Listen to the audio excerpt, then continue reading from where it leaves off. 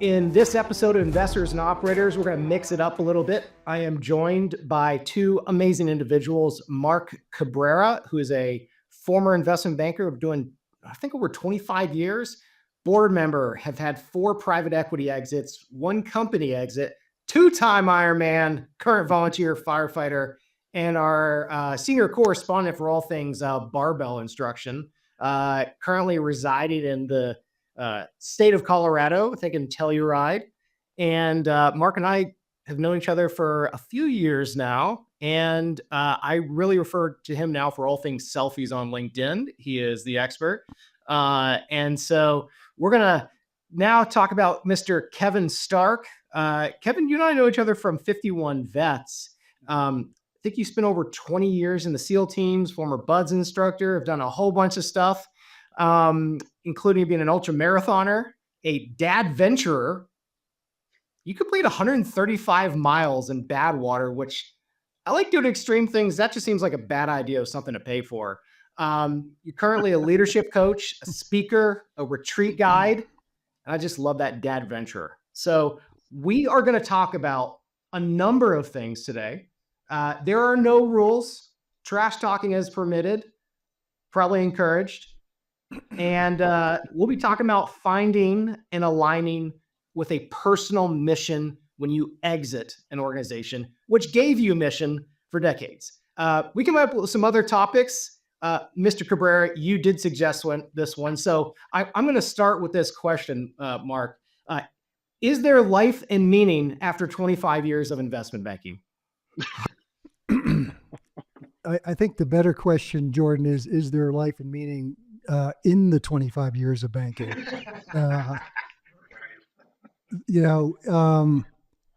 I think it's great to get a real perspective on, a true mission orientation in your profession, because I don't think Wall Street qualifies for that. I think what and part of it is just a product of my upbringing. I grew up with parents who had few resources growing up, so our kind of ethos at home was get good grades so you can translate that down the road into a good job, and numbers came pretty easily to me, and so I found my way to Wall Street. The mission on Wall Street is glaringly obvious. It's about making money. Really, that's all it's about. So it is a charge that you get, once you get to the senior ranks, whether it's a revenue goal or, whatever it may be, but it's a pretty simple, but I would say pretty superficial, mission when you really think about it. And I get to say that now because I'm out of the industry. I don't think I'll offend anybody. It might even resonate with folks. But that's the harsh reality of that industry. Well, how did you kind of navigate leaving, or actually, why did you leave investment banking after over 2 decades doing this, almost 3 decades doing it? Why did you leave, and how have you thought about your personal mission? And then after that, Kevin, I'd love to hear kind of how you thought about finding your mission after 22 years in the SEAL teams and trying to navigate the next chapter. Yeah. So in my case, it was a question of just having enough. Like, I'd worked enough. I saved a nest egg, one that I said it's enough. I think it's pretty easy to get seduced by just, you keep going because you can do it. It gets a little easier when you're more senior, right? I've had super talented young team members working with me. But it's also a place that you can hide out. I want to get into, Kevin, the stuff you're doing from a leadership perspective. I want to hear about Dad Venture. It sounds amazing. Great title. But for me, it was really like, I don't want my gravestone to say I was an investment banker. I want it to say I was a great dad, great husband, great person, a great pillar in the community. And banking has little to do with that, really, when you get down to it. Well, how do you for people who do enjoy the career, whether it's in banking or private equity or within, or law, whatever, but let's just call it the M&A and private equity community. Like, if they do want to stay in it, like, how can they think about finding mission within what they are doing? Because I mean, I've wrestled with that from 51 Labs and, oh, great, I made another $25,000 video for a private equity firm that's trying to raise the next fund. Like, is this what I want to do? Is this giving me meaning in life? Like, I love it. Our team is awesome at it. Yes, we make money at it, but is that giving us meaning? And I'm trying to figure that out for myself because I want to be able to get that mission, that deep sense of mission to the team, so it doesn't feel like we're just doing a LinkedIn post, just doing a website, Yeah. just doing a video. Like, how in the heck do you find mission? For me, I think that's a highly personal quest. For me, I found it in the industry I ended up picking up as a coverage guy. I covered healthcare and specifically things where providers were interacting with patients, and that's a big, today I'd call it a political issue, right? Because lack of equality across the healthcare system, disparate outcomes across the U.S. We overspend as a nation on healthcare for pretty subpar outcomes. So for me, it was, and I didn't pick this industry; it picked me because I was 24 at the time.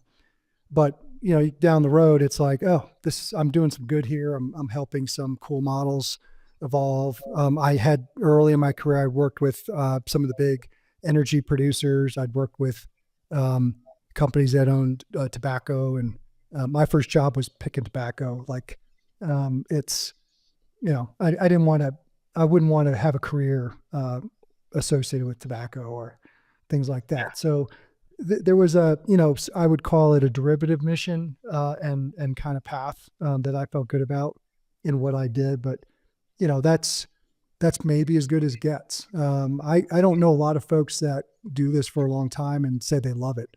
I loved it for the first decade because everything I did was learning. Every situation was brand new. After 30 years, it's like nothing's new. So that part kind of falls away. Mm. Well, that's another topic we can go into on, like, how to seek newness. But Kevin, I'm curious. You coach a whole bunch of leaders across a variety of industries. You speak in front of a lot of groups. You guide retreats. What have you found to be lacking? Like, what resonates with some of the people that you work with on their journey to find mission, to find meaning? And I'm guessing that, that demo is probably 40 to 50. And, I just turned 40 and I think we're all above. So maybe this is just the midlife crisis episode here. Maybe that'll be the title of it. But what have you found in all the people you've worked with? Like, how the heck do they find mission? And how have you found mission after 22 years in the SEAL teams? Yeah, such a great question. I've dug into this pretty deeply for personal reasons, as you said, and then also how am I going to help people if I can't understand this? I think a great point, Mark, that you brought up is the tombstone, and that's actually one of the first exercises we do, whether it's in a group or during a retreat. We talk about this concept called memento mori, which is think on your death. The Stoic idea of, like, hey, we're going to die. That is the fundamental truth, but what it means to you is up to you. So spending some time marinating on, a good friend of mine said, like, what is the dash? You've got your born on date and then the date that you died. The dash is up to you. What is that going to mean to you? And one way to find out is to write your tombstone, write your eulogy. And so we'll spend some time doing that. And inevitably, what you find is exactly what you said, Mark. It's not going to be the transactional things that you may have done. While those may have been rewarding at the time, it's not going to say AUM, X number. It's going to say father, husband, mentor, gave the shirt off his back. Those are the transformational values and themes in life. So I think thinking about your death, the end, and then working your way back in some ways can say, "Oh, well, what do I choose this to mean?" Um, and I think you also got to look at different phases in your life. When you're young, the overwhelming urge is to be a credible person. That's why, like, learning and growth. How do I fit into this environment? For me, it was the SEAL teams. How do I be credible? Right? How do I learn and grow my skill sets? Maybe for you it was, how do I learn these skills and how do I become, a standout performer in this industry? Right. And like, how do I get my chops? So that's almost an individual endeavor. And then, as you say, you cross the threshold at a certain point where you're like, okay, I kind of got the hang of this. Now my meaning and fulfillment's going to come in mentoring others or looking at what are some of the more, transformational or transcendent outcomes of the work I do, whether it's, helping the healthcare industry or, for me, helping guys be, better fathers and husbands and dads. And like when I coach people, it's like hey, if you have a financial goal for your company, that's great. But what's more important is like, how are you going to get there? Like, are you going to climb Mount Everest and step over dead bodies to do it? Or are you going to, climb Mount Everest and see it as an opportunity to express your highest values, right? Which derives meaning. Um, Kevin, can you Victor. talk about Yeah. maybe, when you look back in your career and how did meaning evolve for you in 20 plus years as being a SEAL? Because I imagine it might have started with a certain thing that was very different from maybe how it ended, or it just became more dynamic. So I'm curious, when you went into Buds, what was your mission? And then at maybe the next phase, I don't know what that means, but maybe it was like 5 years in or 10 years in. Like, can you talk about how your meaning evolved as a SEAL over 20 years? Yeah, for sure. I think initially, right, it's like relevance. How am I relevant, and then how do I achieve these milestones that are transformational? Whether it's Buds, Hell Week, you know, for some, in medical, maybe it's graduating medical school, maybe it's becoming in, this position, that position. So in my experience, you're striving for these individual milestones and accolades that symbolize your establishment in whatever community or field you're in. Um, and then for me, that was like Buds, Hell Week, getting in the platoons, going to these schools, getting credibility, um, you know, deployments and training, and having some sense of, okay, I got it, I figured this out. Oh, there's always new things to learn, definitely, but the delta isn't as great anymore. And then it doesn't take too long, especially in the SEAL teams where you have a new batch of guys coming in. And I joined at 18, so I was 21 after my first cycle, and then I've got new guys coming in. And then my mission was, yes, I still need to be credible, but I got to make sure these guys are up to speed. And so there's a lot of meaning in how I can prepare the next generation to be effective and to be top-notch performers. And then as an instructor in SEAL training, um, I wanted to be a really good, credible instructor. So I had to earn my chops and be good at teaching and explaining and seeing, human dynamics and psychology. And then it quickly turned to, well, how can I literally inspire these kids to, I call them kids, even though they're not, but inspire them to, man, to just be transformative, to overcome obstacles, that they may not even believe they could do themselves. Um, so it it transferred from individual relevance to how can I help others. That's kind of the journey of meaning. Um, and I find How myself did, similar. well, maybe ask this a different way, either you personally or some of the, people that you were leading. Are there times when mission or personal mission was challenged or second guessed? And how did you kind of navigate, personal mission crisis or overall mission crisis? Like what, and I'm just making stuff up, but you wouldn't say like, what the heck are we doing here? Like, I'm done with this. Like, this makes no Mhm, sense, mhm. either personally or in a team. Yeah, that definitely happens.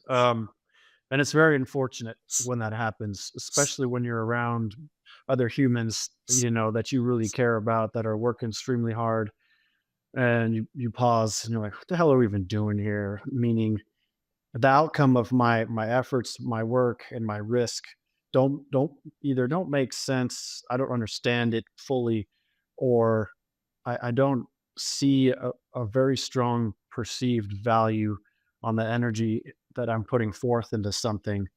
Um, and that's definitely happened. And I had to just revert back to take care of the people next to you, regardless of where we're at. And if it doesn't make sense and it's just plain out stupid, just look to your left and right and revert back to caring for someone else and making sure they're okay. And that's been my go-to for a long time. And Mark, feel free to jump in and interrupt throughout this. Don't- I don't feel like I'm asking all the questions. So if you're curious about things, feel free to jump in. Um, You asked or maybe you made the comment, Jordan, about maybe this is the midlife crisis. One of the sort of theories I subscribe to around kind of your arc of life. I mean, I love the question around what's the dash stand for on a tombstone. But when you think about it, there's an opportunity anyway. That's how I think about it, for that, the sort of death date and beyond to still have meaning, or you to have meaning in the world. So I think about it as almost like a transgenerational kind of impact. And one of the psychologists from the 70s that I kind of subscribe to his work about these phases of life, right? So one of the last phase of life is, which ironically kind of starts like, in your 60s, is arguably your most productive. And it's about giving back, mentoring. Kevin, you're doing that at a younger age, which is amazing. But, when you really think about it, how can I most impact the world, whether that's just touching the person on my left or right. And for me, that is kind of let's say an early concept that I'm getting familiar with now, because I'm out of banking. The team's gone. I wake up, I've got my own day. I've got, a miniature mission serving with our local first responder department. But yeah, it's like, how can I really impact the world to have that dash be, a little deeper, a little wider at the end of the day. Mark, how have you thought about that now? Because, you're at this unique intersection where you have over 25 years in an industry where you're very well known and you've exited it. Like, is the mission now to work with people who were in your position, be like, hey, take a pause, think about what you're doing with life, because you don't want to wake up, 10 years from now, we're like, what did I do as an MD or a partner for the last 10 years? And I'm on my, how do you avoid the second divorce, the third divorce, et cetera? And kids don't know you, et cetera. Like, how have you thought about personal mission for the next 5 years? Yeah, so I am still asking myself and answering that question. I've been out of the industry not even 6 months, but for me, I don't believe in preaching, and so I'm not going to convince somebody that they might be heading down the wrong path. But I think there's a group of people that already kind of have that question for themselves, and if it's a conversation or a LinkedIn post or whatever, and my commentary resonates, I feel like there's a opportunity to have that conversation.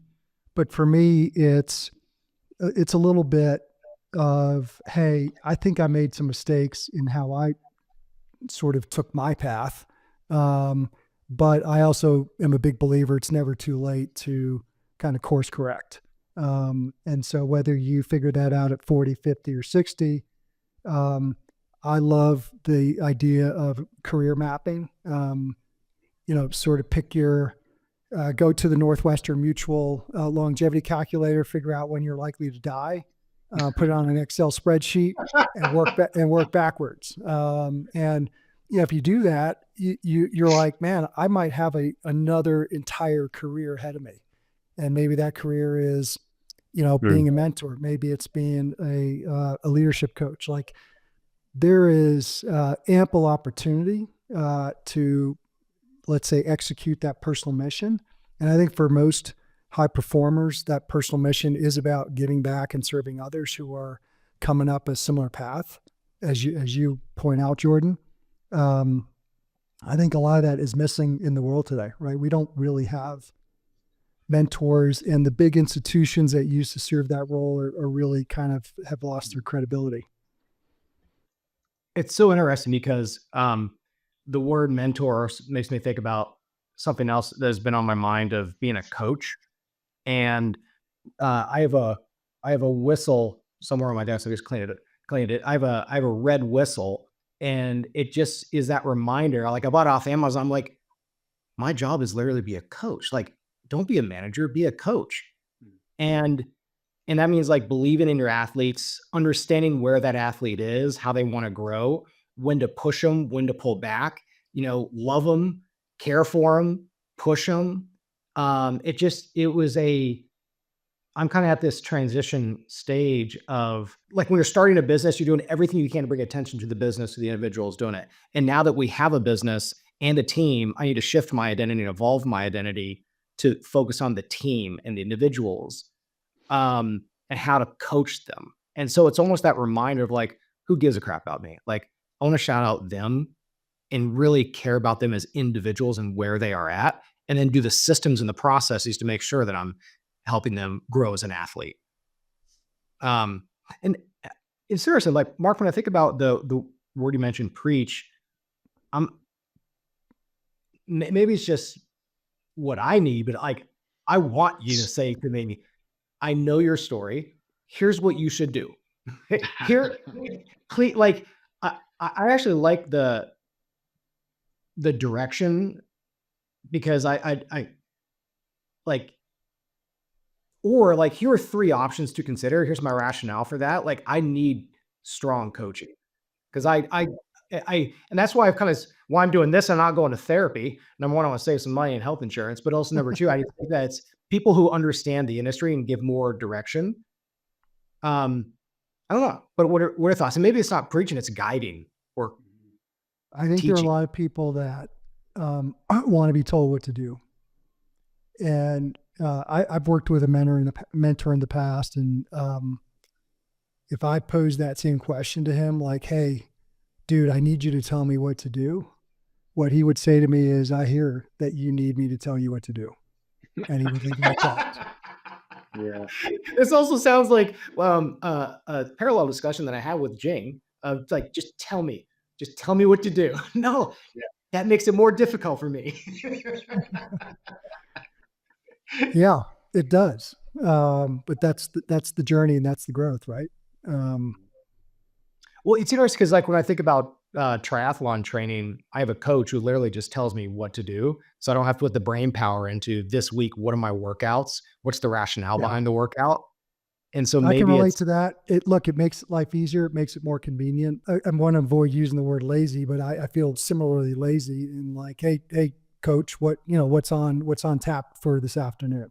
Um, and you can do that. But at some point, as you said, and I this is something that was or became glaringly clear to me later, as I was managing my team. I stuck around longer than I probably needed to or wanted to because of my team. I loved the team that I worked with. When I left the industry and my firm, the team around me, which was roughly 10 people, they were the best team I had the pleasure of working with. And so it was hard to leave the people. It was not hard to leave the industry or the job. Mark, I'm so glad you mentioned that, because on this point of personal mission or discovering meaning, like, I think in the past 3 months, I've kind of edited what my personal mission is. And that's like to help these individuals that are lucky enough that are trusting me and Jing to coach them. Like my mission is to help them do what I can to live the best life that they want. Yeah. That's an I awesome know, mission as far as I'm concerned. and I haven't had that mission. It just really didn't have that realization, and it made me actually think back to when I was at BDA Partners for 6 years, 2 months, 8 days doing investment banking with, being guided by the co-founder Ewan Raleigh of like so much of what I do now in the business. I'm like, oh my God, like that's what Ewan did.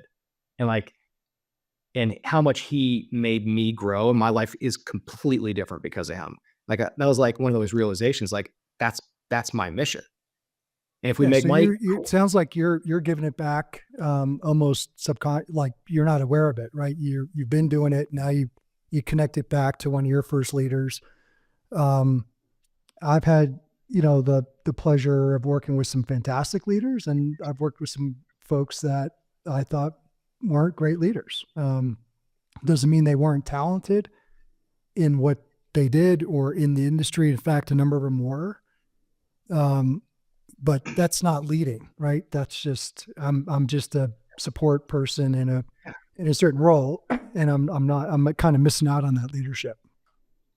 Well, let's shift topics over to this came to me when I was reading this book called The Psychology of Money. And in one of the chapters, it was talking about how Bernie Madoff actually had a really successful market making business that made tens of millions of dollars. Like he was wealthy in a legitimate business. So what drove him to do what he did? And if you look at the guy who was at McKinsey in the insider trading scandal, he made tens of millions of dollars probably, right? Or I mean, let's just say millions. So what drove him to do an insider trading scandal? And so that kind of brought up this question I wrote in my journal is like, what does enough mean? So I'm curious to hear you guys' thoughts around what does enough mean to you? And Kevin, maybe start with you. Hmm. And Such a Kevin, good it's also relevant. There's another book called Never Enough by what is it? Mr. Hayes. I forget his first name. Mike Hayes.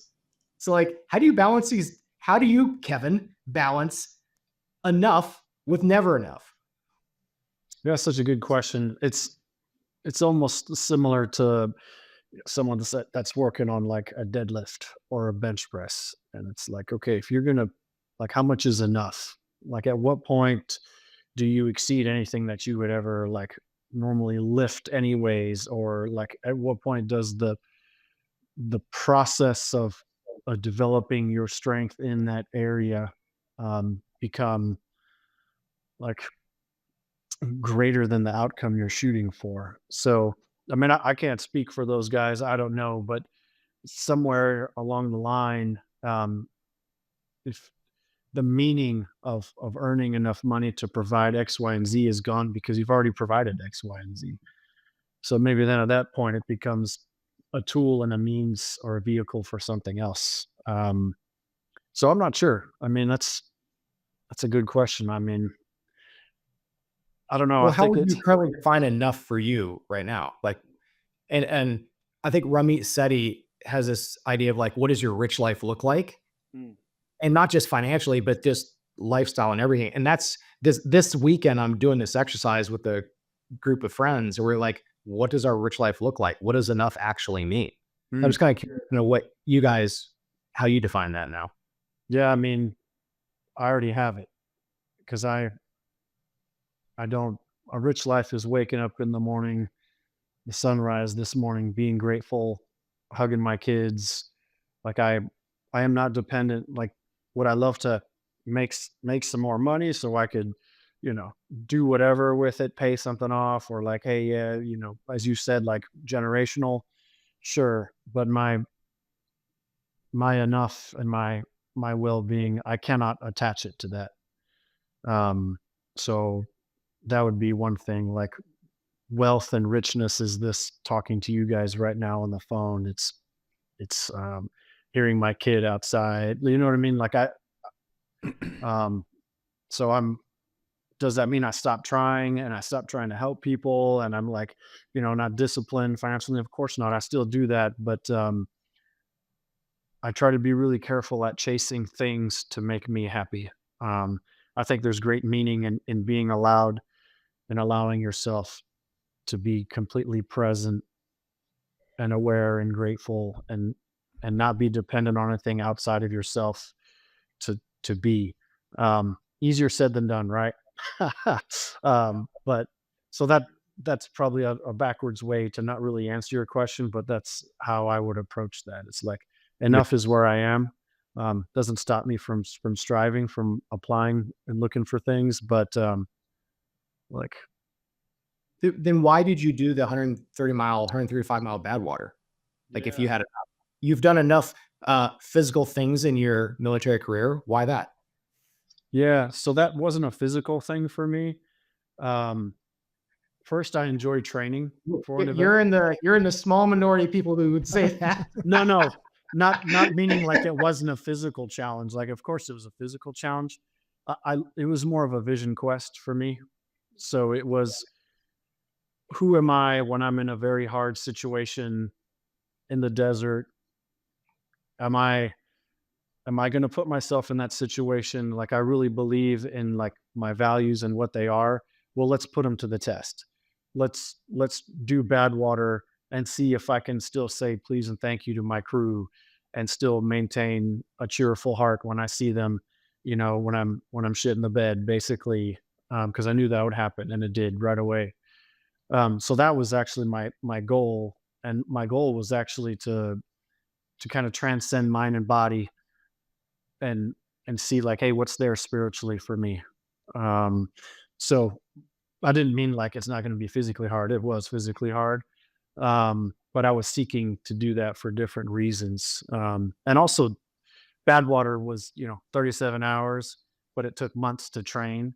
So I tried to go out on every single training run, whether it was 4 miles, 10 miles, 8 miles, and invest fully into that and have just as much importance on that as the finish line, the buckle, if you will. So once again, trying not to be dependent on an outcome, even though I desperately wanted to finish and do well. I wanted to put more emphasis on doing well.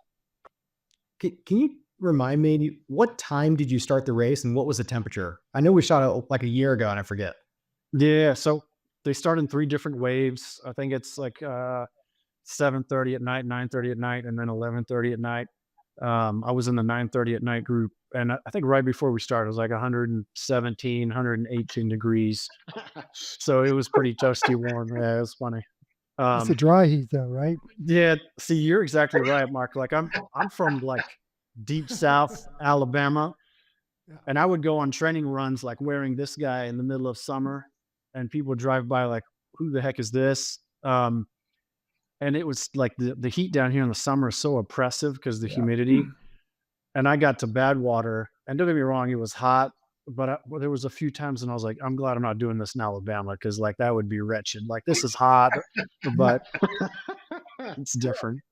I've only trained in South Florida, and it's like, it's it's so slippery that you fall off your bike. I mean, it's like Well, Kevin, I'm glad you brought up that idea of the personal journey and the quest, because one of the things that you said to me was that you wanted to race with integrity.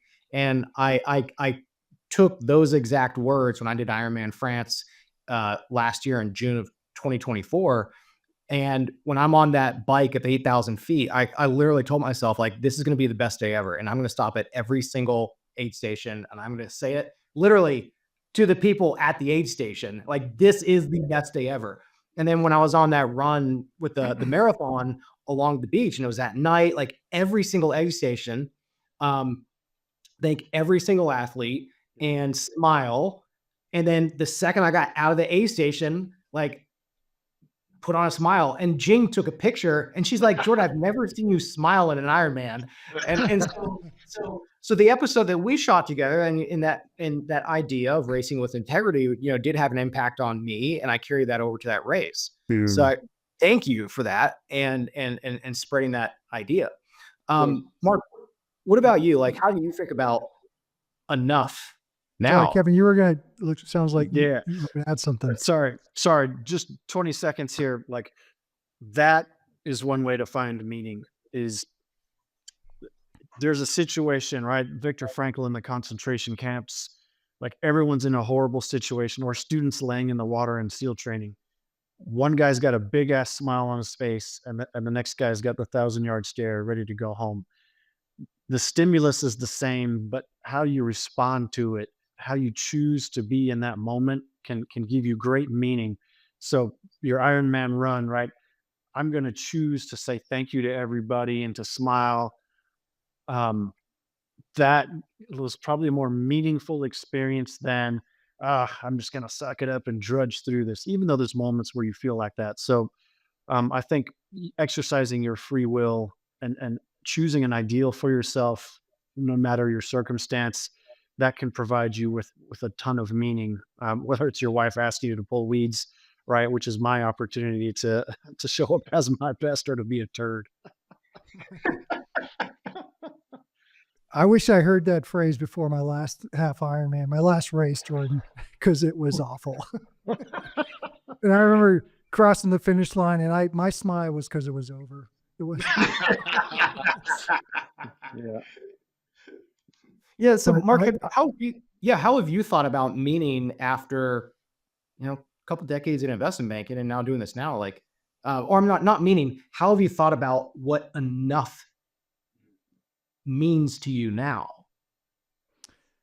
So I read a cool story about the author Joseph Heller, who wrote Catch 22, and he was at a party with another author at some billionaire hedge fund, and his friend said to him, "How does it feel to you that you for all your famous books, this guy probably made more yesterday than you did in your entire career?" And Heller responded, "I have something he'll never have, which is enough." And it's that's haunting me, and it's a pleasure. It's a pleasant haunt because it's something I kind of got to as a place of my own conclusion. When I decided to leave, which was almost a year ago. But you asked a great question, like, what's that rich life or what's that ideal life look like? And I'm living it today. And the way I think about it is I literally break down my day by the hour and say, okay, if I could construct my perfect day, what does each hour look like? And so it's going to be, what time do I wake up? What time do I drink coffee? Do I get to hang out with my wife? Do I get to take my son to school? Like, I can construct an entire day, and if every day is like that, that's a good day and that's a good life. And I think if you go through that exercise, you're going to realize that a lot of things in your day probably don't contribute to that ideal rich life. And so for me, if you ask me, hey, are you happier now that you're out of banking? The answer is nope. I'm pretty much the same. Like, I'm not really striving for happiness. I'm striving for authenticity, satisfaction, gratitude, being present. Happiness is kind of down the ladder for me. It's interesting because that brings up this idea of subjective well-being. And I think there is a book called Happier by Tal Ben-Shahar. Maybe it's like 5 or 10 years old, but I think if I remember correctly from that book, he talks about this notion of like, it's not about happiness. It's about subjective well-being, and your subjective well-being could be very different from the other people here. And it's that cumulative subjective well-being that is actually the better measure than just, am I emotionally happier right now? Yeah. Look, emotions are, they're my view, there's something we don't completely control. But I like the way Morgan Housel described it in his book, the one you referenced, Psychology of Money, which is, true wealth is, can I do what I want when I want for as long as I want, which has nothing to do with money and has nothing to do with happiness. So I might be showing up at a fire training I might not feel like doing it. I might be like, this stuff feels heavy today. The gear, like maybe my head's somewhere else, but like, would I trade it in? Nope. I signed up for that. That's my commitment. I always feel great leaving training. Like, to me, it's about, am I choosing to do that? Is it in alignment with my mission today, which a lot of my mission today is about giving back and being of service to others. And when you get to pick what you want to do on your terms, and money might have something to do with that, but there's a bunch of, components of that life that money doesn't have anything to do with. And for me, that's kind of the measure that, took me a long time to figure out. I'm still working on it. But if I talk to someone about this question that you're asking, like, how do you find the meaning? How do you connect it to personal mission, right? Money kind of goes out the door in terms of a concept. And yet today it still is. You asked the question about a Bertie Madoff, and I forget the consultant who Housel described in his book, right? But something gets severely disconnected in that process, and yeah, that's it. Raj Gupta, and he ended up, I think, going to prison for a bit, right? It's those are, I think, pretty unique circumstances. I believe in most people wanting to just be good and do better.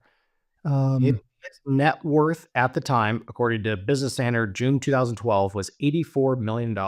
He also 38 million in an irrevocable trust, 11 in cash. Private banker had reviewed Gupta's worth at 84 million. Yeah. So here's why the does question. someone with 84 million need more? Right. So here's a question, right? If you're in that position, right, you got 10 million, you got 50, you got 100, how much are you leaving to your kids? If I'll go out on a limb in saying this because I believe it. If you are going to leave your kids anything, more than enough for them to maybe get a head start in college, buy a first home or something just to give them a little bump, you're probably doing them a disservice. And so my view is, if I decided to stay in banking for another 5 years and make whatever, who am I doing that for? It's not my kids.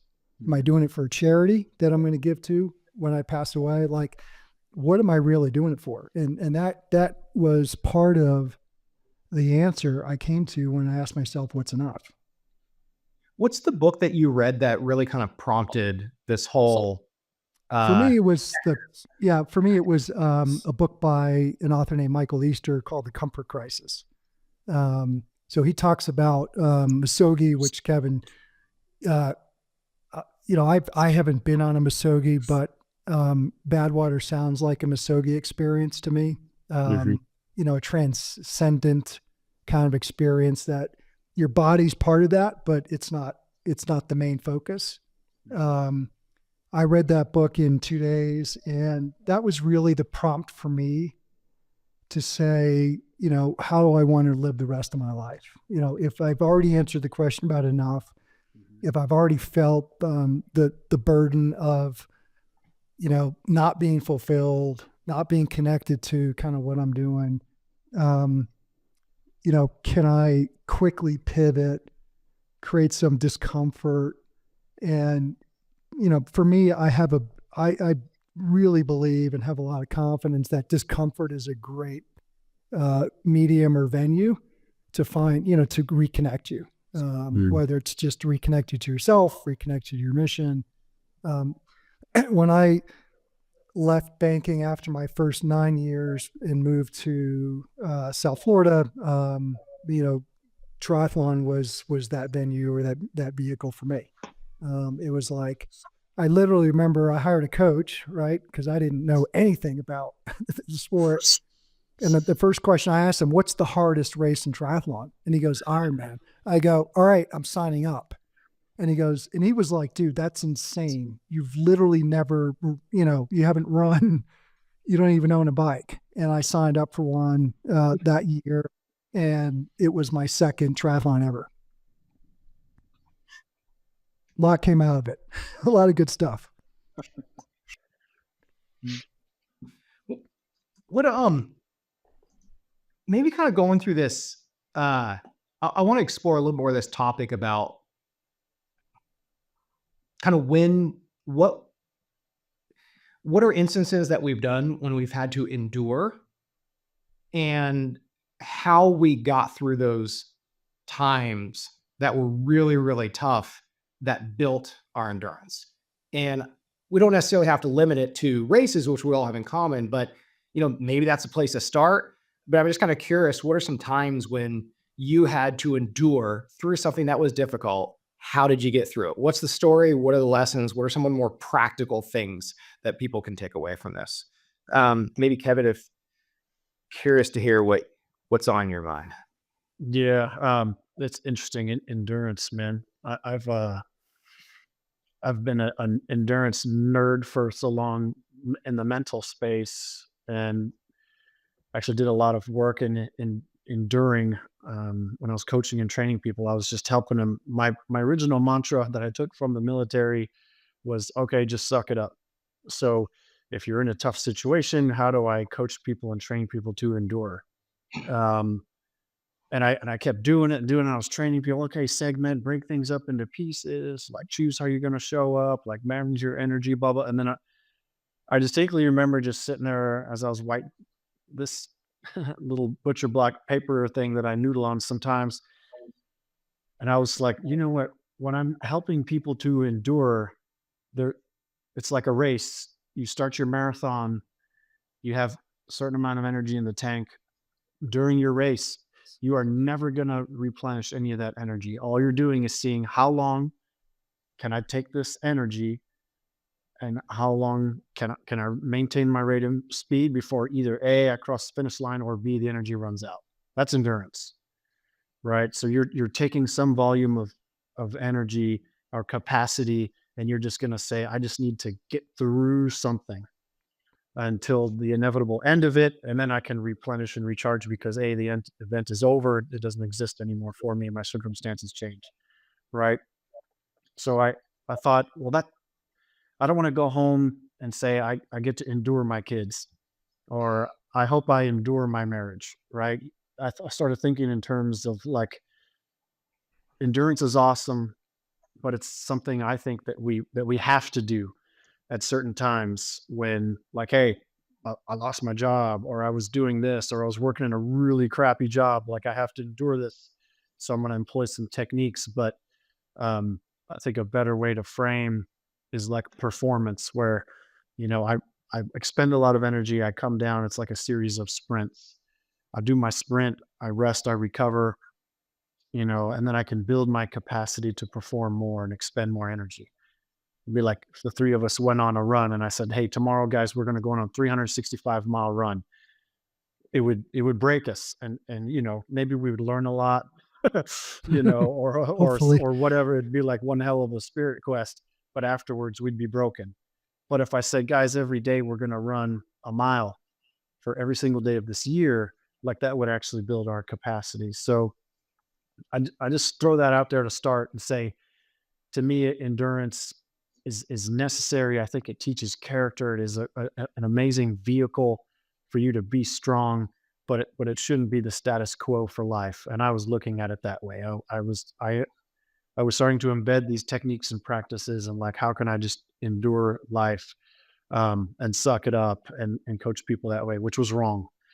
So I just start by saying that. But man, for me, endurance is, as you said, Mark, like the preparation. Like the more you can prepare and train yourself and build the capacity to have a bigger tank and to expend that energy through efficiencies, whether you're learning or doing a race, whatever, that's number one. If you can train, if you can't, and you just get a shit sandwich thrown in your lap, and it's like, I have no option. I got to just do this because there's some meaning attached behind. Hey, maybe it's for my family, my teammates. Like, I'm just going to endure. For me, number one is having an unfailing belief in yourself. And if you don't believe in yourself, have an unfailing belief in humanity that if someone else can do it, then you can do it. So that it has to start with that. Well, Kevin, how do you have belief in yourself if you have no data to believe in yourself? Like now I have a whole bunch of data points, but I remember back when we were starting our first business, like I had no data points to say that here is data to show that I should believe in myself, that there's going to be a reasonable chance that I can achieve an outcome that I want. Well, you look at humanity or people that go before you, and you say, hey, other people have started businesses and been successful. Other people have survived X. Other people have done these things. Like if it's humanly possible, like then I can do it as well.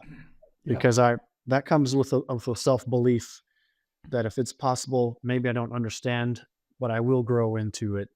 But if you have that, like you can do anything. And I don't want to sound like Pollyanna here, but I truly believe that. And there's been plenty of times where I'm like, fuck, I don't know if I can do this, but I know someone else has.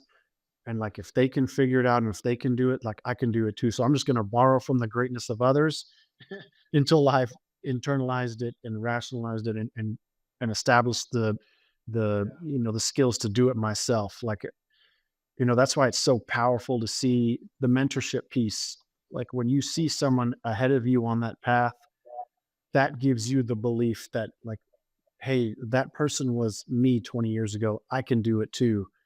And you can use people all through history. I mean, spiritual leaders like 2000 BC, like, you know, Gandhi, Jesus, Joan of Arc, like you pick somebody and you're like, if it's humanly possible for them, then within me is the same material to do that as well. Like that can transcend a whole lot of shit you have to go through in life, I think. Love it. That have you heard of the Bannister effect, Jordan? The Bannister effect is that for a long time, it was sort of commonly held belief that nobody could break the 4-minute mile. Oh, Roger Bannister. Yeah. And like people sort of came up with this conclusion that it was physically impossible, like the human body couldn't physically do it. And then he did it. And then a whole bunch of other people did it. And it was just piercing. Kipchoge, right? Nobody thought that he might ever break 2 hours in a marathon. Yeah, exactly. And it's kind of like the exercise where if you draw a circle on a piece of paper and you put a spider in the middle of it, the spider won't cross the line. It's literally a mental barrier. It's not a physical one. Okay. So then this is making me think of a question, which is, what are some things that you guys are experiencing? Which is your Bannister effect? Like, what do you think are That's the a great, limitations? it's What a great question. what do you think are some of your perceived limitations now for the next version of it? I got very clear on one for me, and it relates to your question about endurance, which is what's my motivation? I just grew up with mostly external validation as a motivation. And so where that showed up for me in, let's say, racing was, am I going to be the guy that quits? Because that's going to be freaking embarrassing. Like I'm not stopping in the middle of the course and, walking off. And it worked for me, but I don't think it gives you the same energy supply that, let's say, this is just my identity. I'm a guy who finishes races. That's my identity. And so I can't even quit. I can't even contemplate it. And I think it's just too easy today to have external motivation. I think social media plays into that. One of the biggest stressors for college kids today is envy. They think their classmates are smarter, a little bit ahead. And I remember going through that thinking like, I don't think I'm smart enough. I don't think I've got it. And so a lot of my sort of, personal endeavors or activities have been around testing myself. Like, can I do this? Am I smart enough? Do I have it in me physically? That's why I picked Ironman, as my first triathlon. Today, it's a little bit less about the let's say the physical feats. It's more maybe just the spiritual, or, just getting a little deeper in authenticity, a little deeper around mission, a little deeper around, connecting with my fellow man, and like, that's the question that's a little bit more louder today at this point in my seasonal life. How do you get out of a rut? And when it feels like nothing is new, when it feels like, why do I just need to do another Ironman? Why do I need to do another marathon? Like, do I really care about growing the business? I have a smart ass answer for you. I'm excited. The rules were set at the beginning of the podcast. So Mark, fire away. So one of the things I started doing when I moved out here was dirt biking, which I'm a kid in the candy store when I get on a motorcycle and just I'm riding through dirt. So what are the things you've learned really early on, sometimes painfully, is you don't get out of the rut. You actually ride the rut. And, to extend the analogy a little bit, you don't hang on to the bars so tightly. You don't grip the bike so tensely with your knees. You kind of just let it float beneath you, and the rut will end. And I'm a big believer in that. I think that everything in life is impermanent. Like when you really get that, life isn't perfect. It's not neat. It's not controllable. It's just constantly changing. And we had that conversation, Jordan, before the holidays, like the constant change is the constant. And you can hold on to that a little bit looser with a little bit more grace and finesse. Like, I think that's kind of as good as gets for riding the rut. I love that metaphor. Is that a metaphor or an analogy? You're already over here for me, man.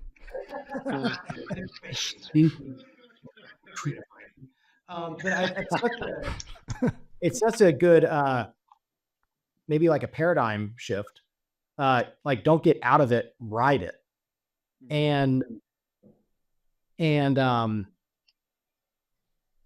yeah, no, I'm in a weird rut, but it's like, go ahead, Kevin. Sorry. Yeah, I would say, ask yourself, what is this teaching me?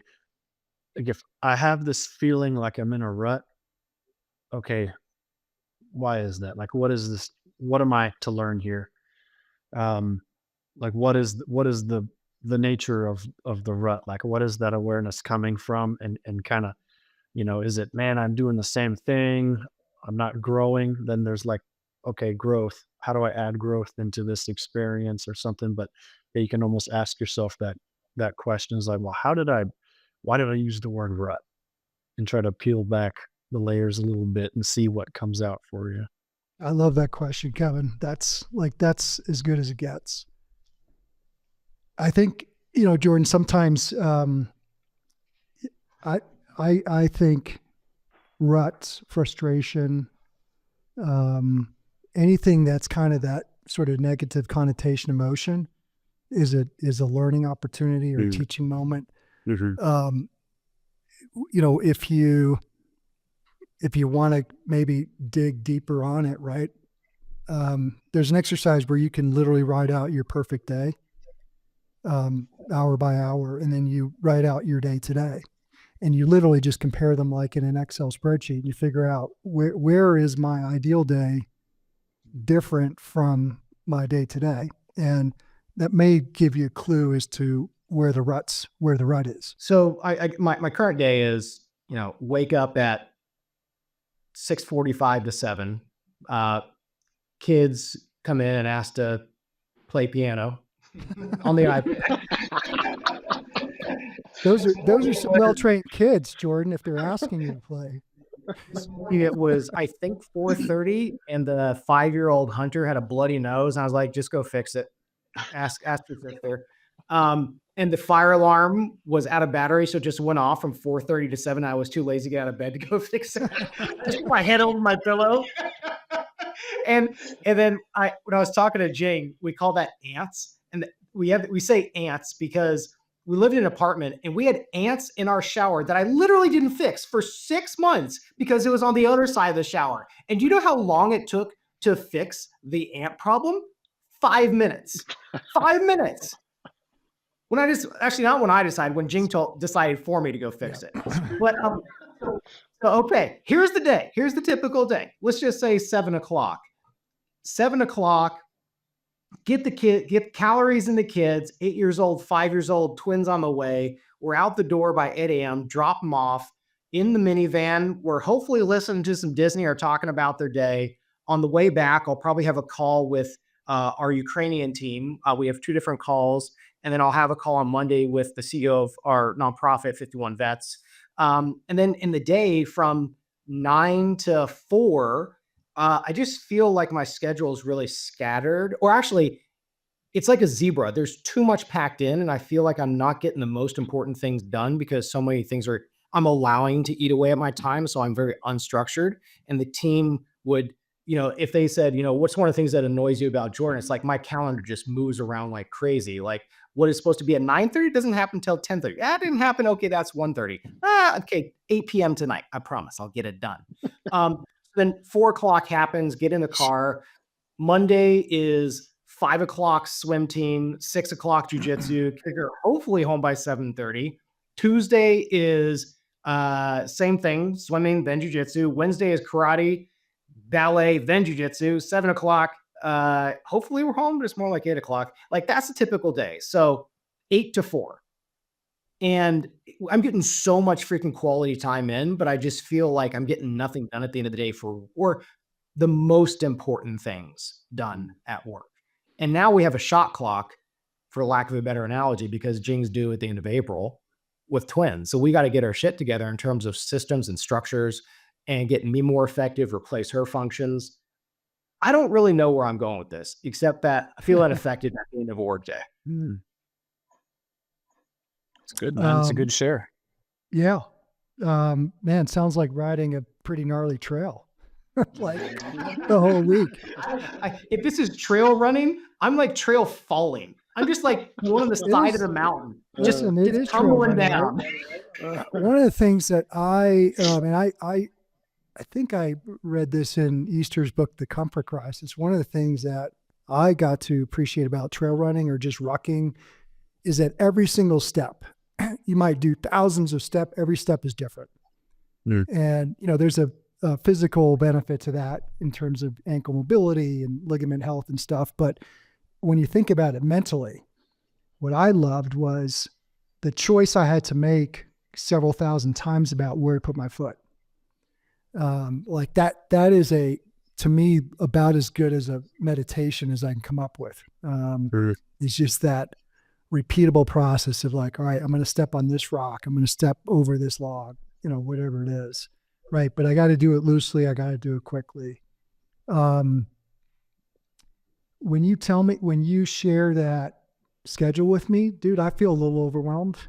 Like just honestly, that's a lot. But I kind of feel like that's the norm today. And I've been through that schedule, like, especially when my kids were a little younger. The one thing I'll offer to you, if you're open to it, is, cause I do think this is where the productivity, sort of goes out the door, is, regaining control of your work schedule. And one of the hacks that I think works a lot of magic is just deep work. I literally was typing the word deep work as you were saying that. Cal Newport's book, right? Yeah.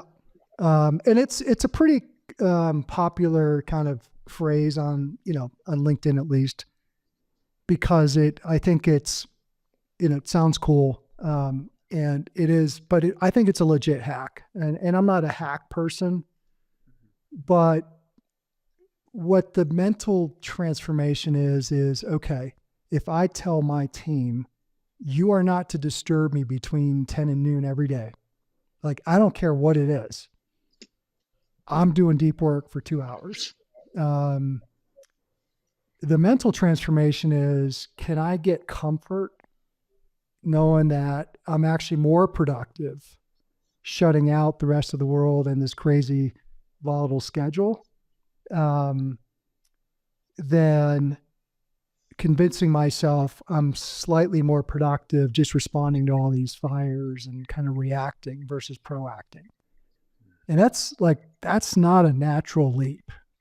It's not in our hustle culture, it just isn't, right? It's, man, I can feel really, really productive at the end of the day if all I did was put out fires. That's a good feeling, but you weren't more productive. That I'm certain of. Yeah, not to confuse or conflate motion with productivity. No, and I saw this a lot. Progress. I saw this a lot on Wall Street. Wall Street is notorious for looking busy, but like if you brought in a couple of Sigma black belts and kind of go through literally the logistics of how work product gets produced, there is so much friggin' waste and inefficiency in how Wall Street operates. And it was a very big source of frustration for me, the latter half of my career. And it's this idea like, man, if I'm telling my client, yeah, I'm sorry, dude, I got to take this call and I'm busy and I got these other deals. Like it's all about that, your ego and just trying to, what is it called? When you're showing someone up, like it is just a really wrong approach. The people that I really kind of resonate with today are folks that you don't see them much, right? They're deep in their stuff. They're deep in their genius. And that might mean like they don't answer your email, period. Like that's deep work. Like I'm so deep, I'm not even going to respond. And I think there's a balance, right? But maybe it's like, I'm not going to respond to my 100 emails. I'm going to respond to 20. That is such a good reminder about this idea that other people's email is not your to-do list.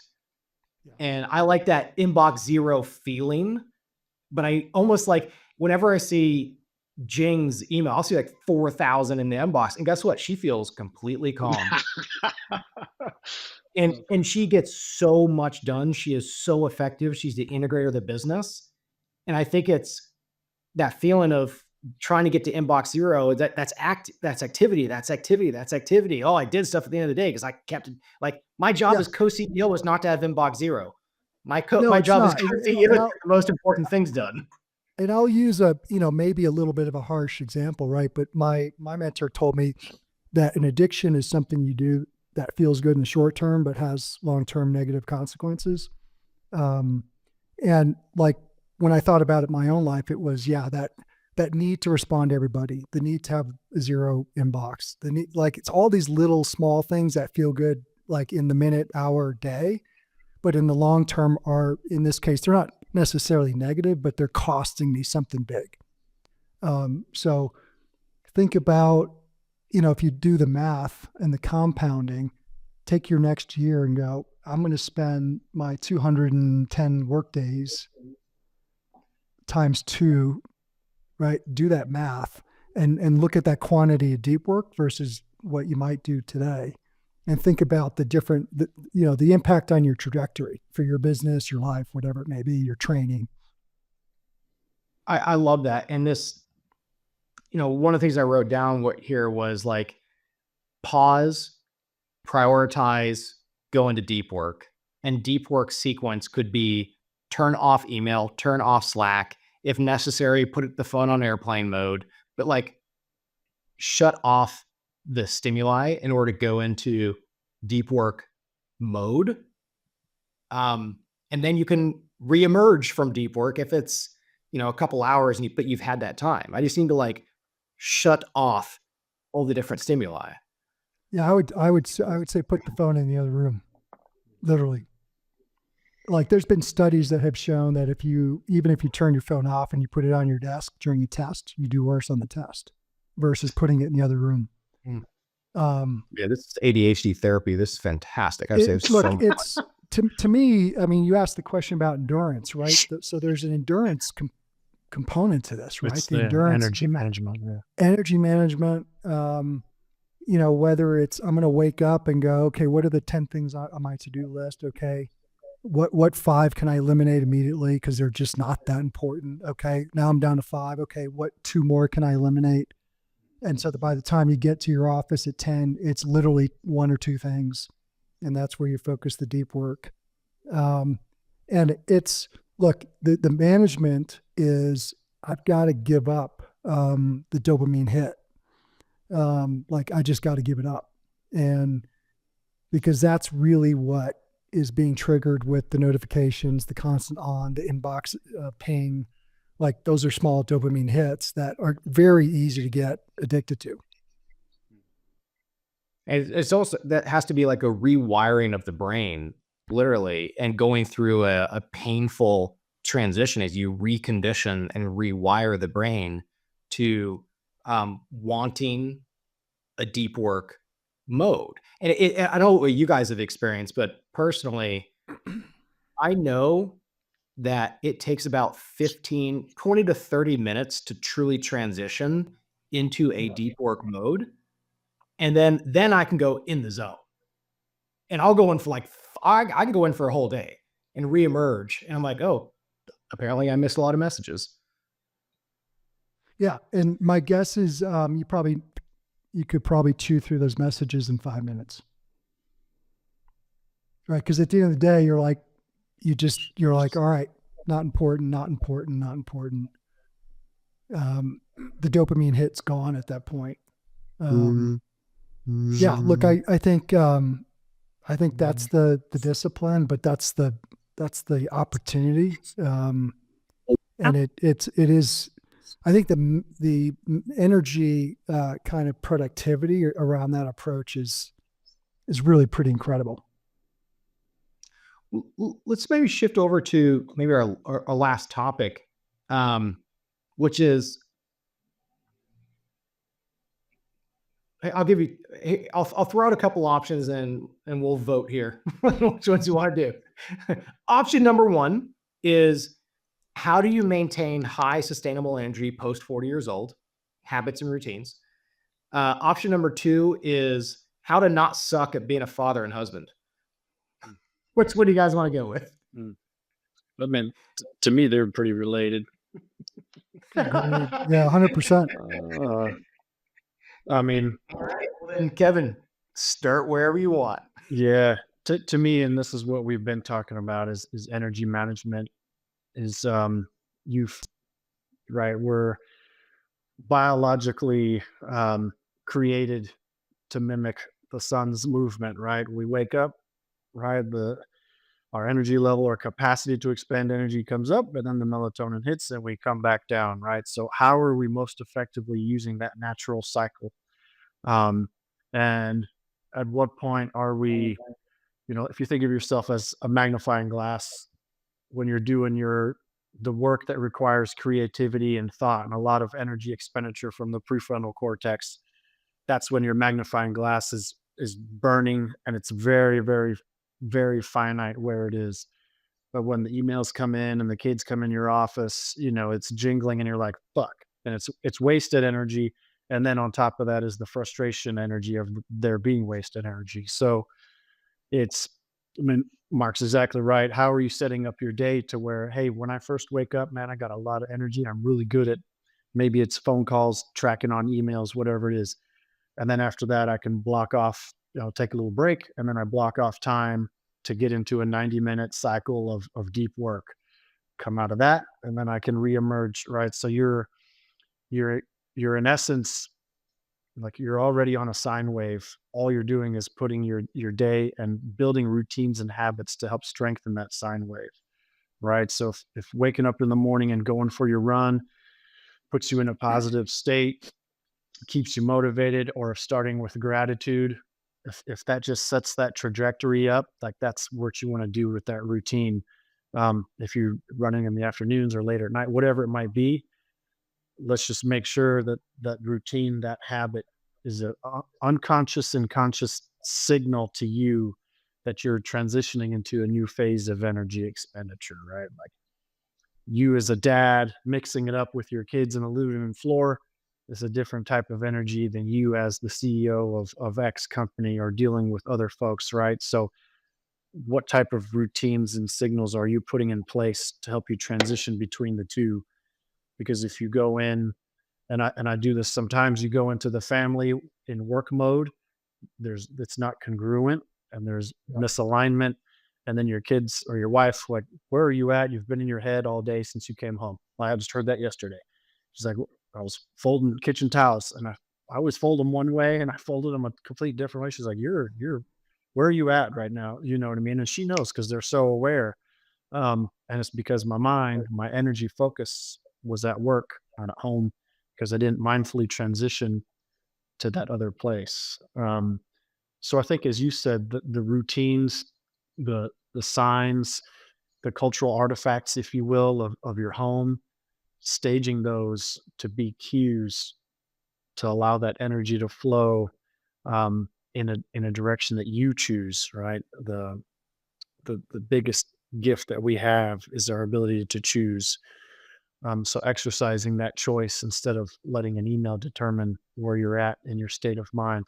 Like you said, we all do. Like, oh, I posted something on LinkedIn. I hope people like it. And I laugh at myself. I'm like, dude, come on, man. Like, stop. Like you're valuing that more than your actual, like what you said, Mark, is authenticity. That's my spider circle, is maintaining and just you. If you could be your authentic, true self, that's the most beautiful thing in the world. And I think managing your energy allows you to be more often than not that authentic, beautiful self, whether it's leader, coach, husband, neighbor, citizen of a country, so that's a long-winded way of saying it's all intertwined and it's all self-awareness, managing your energy so you can be purposeful in every present moment you find yourself in. Yeah, I love it. The energy Yeah, management. Yeah.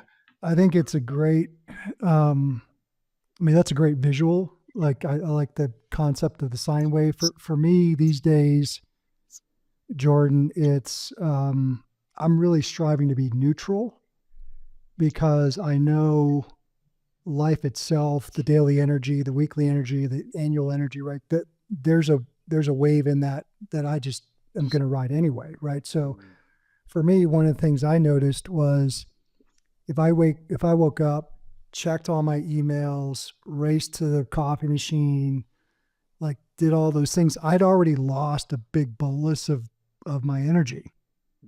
Like it had already been siphoned off, right? And so where I did the experiment, with an N of 1 was I took a day off and climbed a 14er. And when I got back down, at whatever, 2 p.m., checked my emails, there's 100 emails. I got through them in 2 minutes because there were only 4 that were really that important. And that gave me validation that I'm not missing anything. At the end of the day, I really am not missing anything. And so I think there's, everybody has maybe a slightly different sine wave, but I think there's that kind of big archetypal energy wave, and then there's your kind of individual kind of personality. But the sun has a lot to do with it, your sleep cycle, things like that. So I had a conversation with a banker, actually he's a lawyer, and he was asking me like, yeah, what are the habits you're using? And I the first thing I pointed to was sleep. And I was like if I've changed one thing in the last 5 years, it's my sleep habits, because that became the foundation for my day. Like, what were you doing? Like, what was your typical schedule and what does it become? So the schedule itself hasn't changed. But I kind of felt like sleep was either wasted time or it was just something that you kind of did when you could. So, early in the career, a lot of all-nighters and things like that. But what I did was I said, okay, I understand there's things you can do to enhance the quality of your sleep. Number one, you can measure it. Number two, whether it's blackout shades or, not eating 2 hours before you go to sleep. Alcohol has a big effect on sleep. That's been proven. Like all these little things, you start tweaking them and you go, oh, I got, 3.5 hours of restorative sleep instead of 1.5. And then my entire day was different. And I didn't have to change my schedule. It was just a couple of nuanced changes in habits. So that was a big wake up call for me in the last, call it 5 years. It's so interesting because when I think about this idea of energy and how it's interconnected to being a quality husband and father, like I don't know kind of how your guys' weeks play out, but for me, I'm in this kind of current habit of like, it's Friday night. I am freaking exhausted. The kids are finally down. I see 2 beers and half a bottle of wine, and I might see maybe 2 episodes of some Netflix show that I don't really even care about. Maybe even 3 episodes.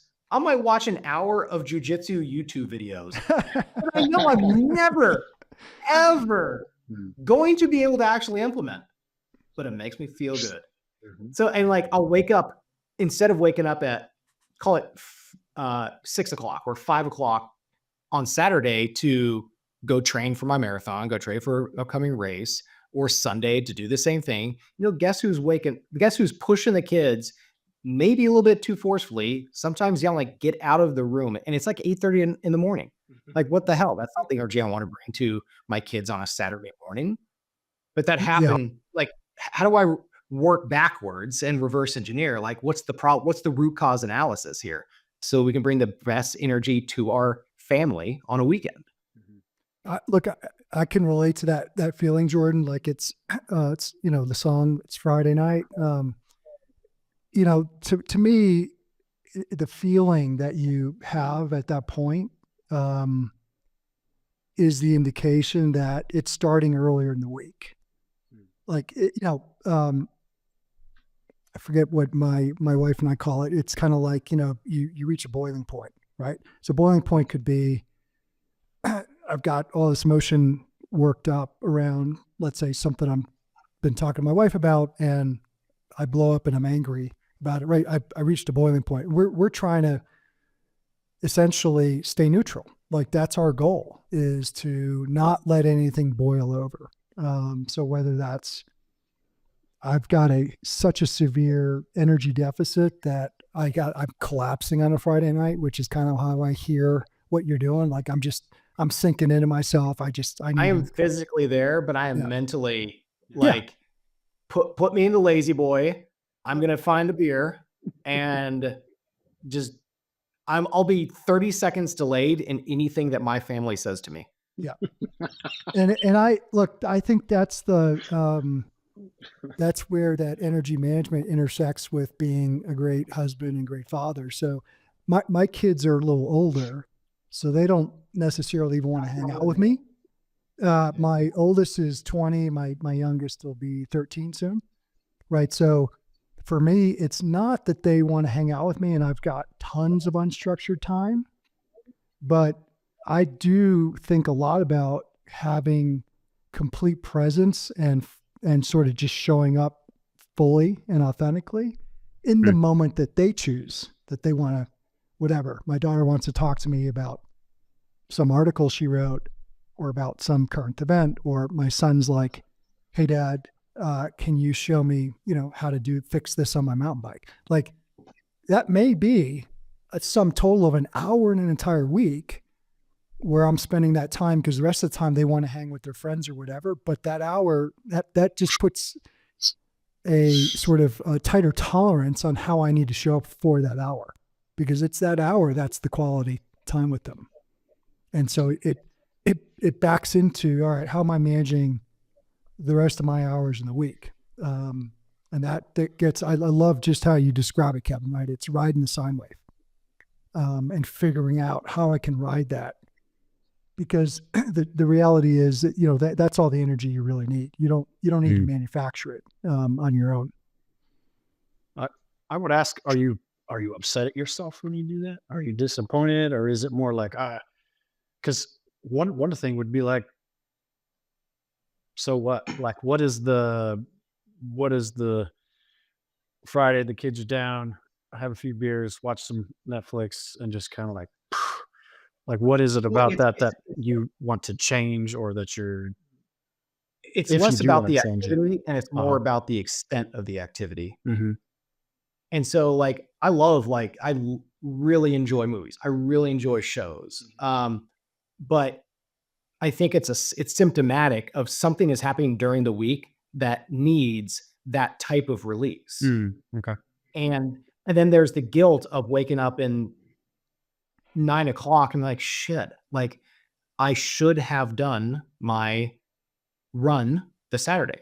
Or oh shit, it's Sunday. I should have done my bike. Because guess what? I feel better in doing this since 2019, all these races. I always feel better no matter how tired I am. I always feel better after a workout. And then there's that guilt on the Saturday morning of not doing it, then compounds to the kids and being, groggy as we're making breakfast together, as opposed to being like really present and having good energy in the morning and enjoying making breakfast together. And then we're going to go off and play piano together or just sit next to them as they're drawing or whatever it is. So it's less about like, yeah, I tried to go like, I can go a whole month or multiple months like not having anything to drink. Like I can do that. But I enjoy the taste and experience of alcohol. But now it's like, okay, do you need 3 beers and 2 glasses of wine on a Friday? Like, is that allowing you to do what you need? There's a great quote by Epictetus, is a Stoic philosopher from a couple thousands of years ago, about it, in a similar situation, right? Obviously, they had alcohol and shit like that back then. And he says, look, if you're going to choose to do something, like just take a minute beforehand and think about what are the effects of these choices that I want to make. I'm about to like either sit down and watch Netflix and have some drinks and hang out, or I might do some light reading and go to bed. So if I do some light reading and go to bed, this will be the outcome. If I choose to have some drinks and do some Netflix and scroll some video tubes, this will be the outcome. Go through both of those and then choose whatever you want to choose. And if you still choose Netflix and the whatever it is, choose it without remorse and guilt, knowing full well that you've chosen that and you accept fully the outcomes that will occur. But at least you've given yourself the opportunity and you've taken like maybe a minute before. Cause I do the same thing, man. Like come in after work, the hustle and bustle, dinner's cooking, shit's flying. It's crazy. Kids are like, "Wah." And I look at that, the vodka bottle and I'm like, do you know what I mean? But if I sit and intentionally take a present moment to think of the outcome, same thing. Hey, when the alarm goes off at 4:40, am I going to hit snooze or am I going to get up and run? If I have this drink, chances are it's going to be snooze. And then, my wife's going to be like, what the hell are you doing, bro? You're waking me up that early for no reason. So that It's can also a help. different type of endurance, right? You have to have the endurance to be bored and to go through, not like Jesse Itzler going to go live with a monk for who knows how long, right? But having like, but can you sit for 15 minutes doing nothing? Like truly nothing and be okay with that? I don't know if I could. Well, you know what? And it's okay if you can't, right? Yeah. I mean, most people can't. Most people today can't suffer silence, like literally. Like there've been studies done, and we live in a world that is just got amazing amount of noise pollution, right? And so our brain wiring is accustomed to that. I like that experiment, Kevin, right? So the way I would break it down, Jordan, is all right. I'm definitely having the first drink, but the second drink is okay. Let me calibrate, my future regret, and each drink is, am I going to regret the second drink in the morning? Most people just sort of physiologically, you 5 drinks, right? From what I understand physiologically, that's going to show up very differently than 2 drinks. And so maybe it's the experiment of no drinks. Maybe it's the first weekend. It's like, all right, my average has been 5. Let me do 3. Let me see how that works. And maybe you arrive at a number that's 2.5, and literally you're dumping the third beer halfway out, right? And maybe a different way to do it is it's like, instead of the majority of the attention being at, let's just call it a movie, and then, by the way, here's the drink. How about just shift the attention to the glass of wine? Like, I am literally going to be completely present with this. I'm going to actually pay attention. Like, have you ever done that when you go on a vacation and you immediately turn into a wine expert? Like, oh, the notes of this. Like, where did I develop this talent for wine assessment? Jordan Wine Spectator rating 105 out of 100. I think it's maybe just trying the experiment of savoring something. I love that, man. 30 minutes sitting with a glass of wine, just literally practicing how to savor that thing. I think that's a fantastic goal. I know for me, like, if I've been training and I'm off alcohol, I don't drink much these days because I'm mostly concerned about how it affects my sleep. But let's say if I've gone, 6 months and I haven't had a drink, I will tell you, if I approach that first drink after 6 months, let's say I did a race, I'm going out to dinner, I'm celebrating, I almost guarantee you that first drink doesn't taste like shit. Like, if you really sort of focused on what it tastes like, the experience you describe about, it's the physical and kind of taste bud experience, right? It may not actually even taste very good. Mm-hmm. And when you start, let's say, having those very present moments, but don't just apply it to, let's say, alcohol, apply it to your coffee, your email, your conversation. Like, when you start sort of breaking it down to that molecular level of day by, minute by minute, day by day, I think a lot comes out of it as to what's working and what doesn't. I think that just kind of manifests on its own. It's almost like practicing meditation. Yeah, in a sense. It is a mindfulness. To me, it's mindfulness. It's the classic definition of mindfulness, but I think where that word gets lost in Western culture is people think about it as kind of woo-woo meditation, wearing a monk robe or something. But for me, my meditation is generally some endurance thing, right? It could be 30 minutes on the assault bike. I mean, you can't get more boring than 30 minutes on an assault bike, but it's a meditation. It's interesting. So I did jiu-jitsu at Marcelo Garcia's for, over 5 years, like maybe 7 or 8 years. And in literally the past month, we've gotten back into it here in our home near Atlanta, and the kids are in it. And I was like, I miss that feeling of being in a meditative state, or maybe state of flow, where like I completely forget about everything for 2 hours. Like, truly everything else in my life, good and bad, for that 1 to 2 hours with my kids in the gym, and then being a coach on the mat or wrestling with them, or have 4 of them just attack me all at once. Like, I miss that meditative state, being on the mats or the flow state. To me, I think that's the epitome of the BJJ life. Like, it's, I know when I trained, man, like my best training days were typically coupled with my worst work days. Like, something wasn't working that I wanted to control, and I have no control over it. Some deal was falling apart, and then you go in and I'm 180 pounds. Some dude who's 220 is trying to choke me out. Like, it doesn't sound like it, but that's a pretty awesome feeling. Like, I'm just trying to defend and get out of this. And you sort of, class is over, you walk out of there, and it's like, oh man, life's fucking great. Yep. It's interesting, when I did banking for 6 years, like, Jane could always tell when I didn't train. She's like, I don't care. Like, you're going to go to that gym. Like, I just got anxious. And well, that's guys, we've covered everything in this, I think we've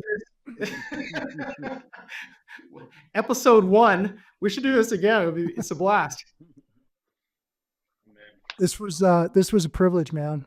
Really, really enjoyed it. Kevin, really great to meet you. I love everything I heard you say, and a lot of it resonated. So thank you for that. Yeah, likewise, guys. Thank you. It's good stuff. All right, guys. Talk to you later. All right. All See ya. right. Yeah.